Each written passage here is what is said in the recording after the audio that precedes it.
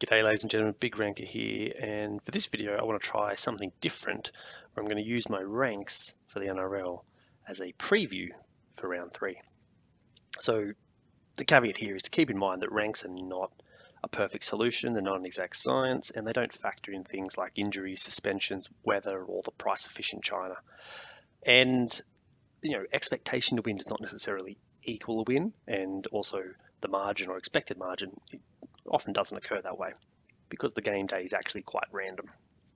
But I thought this would be interesting. So let's start with the table. So this is the recap of the current order of my ranks. So if you want to have a look at this in detail, pause now because I'm going to jump into the round 3 matches by looking at the graphs. So here is the first game, Storm v the Broncos. So you can see the faded teams, the rest of the table, so you can see where these teams sit in relation.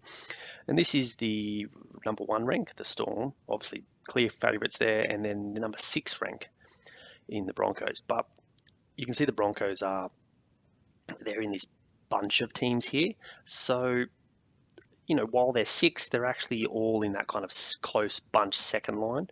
And whilst the gap between the two indicates the Storm are favourites, this should be a high quality match, and the Broncos still have a decent chance, but you'd expect the Storm here. Bulldogs v the Warriors. So this is the 11th and 14th ranks. They're very close, obviously. Look at that. They've stayed very close over the first 2 rounds. They're both pretty stable, slightly downward trending. Both have lost to the Storm this season. The edge here is to the Bulldogs, and especially with the Bulldogs at home. But in reality, this looks like a very close game based on the ranks.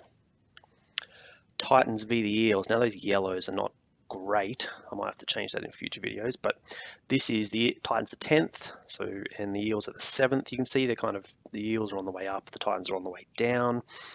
I feel like the ranks indicate this is probably a little closer than most people would expect. It's not factoring in team changes, but then again, the Titans haven't really been doing that well with Hayne or anyway, but they've lost a lot of players. So the rank here is saying that the Eels are more likely, and I think that makes sense.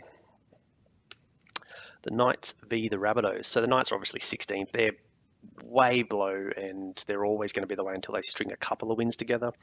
The Rabbitohs are ranked 9th here. Bit inconsistent so far to start the season.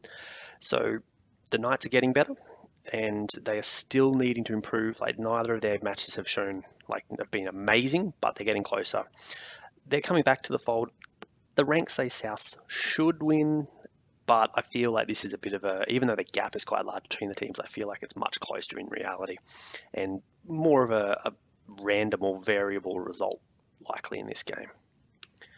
Panthers and the Roosters. So the Panthers are ranked 2nd and the Roosters are ranked 8th. And this is one where my head/gut says the ranks are a little bit wrong. I think the Panthers are a bit too high there. They've gone that way because they absolutely flogged the Tigers by 34 points, so they got a big boost there. I think that's over. In my mind, I think the gap between these two teams is probably more realistic around that point.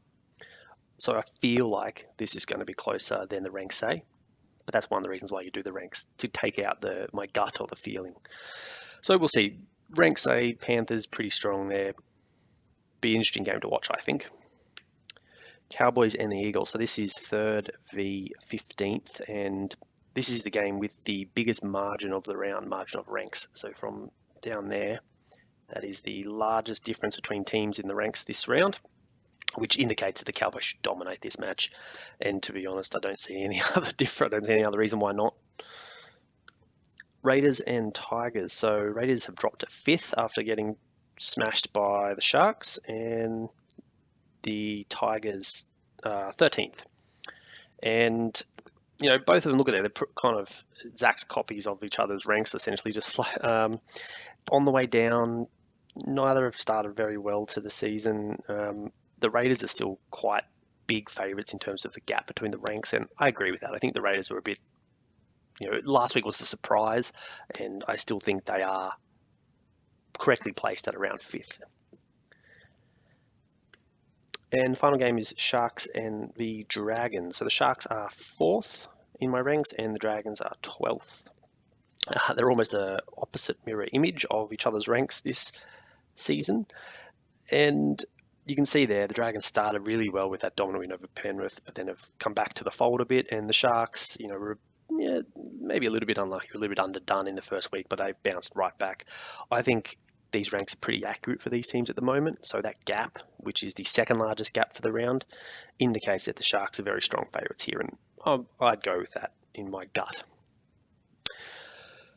Right, that's the end. So this is the first time I've used my ranks in this way to kind of look at the gap. I like showing that visual discrepancy between the teams because sometimes when it's all just numbers in a spreadsheet, it's hard to gauge how they're going. So that's given me a good view of the matches coming up. And like I said, there's a few where my gut or my instinct tells me it might be a little bit different. So I'll watch those with interest.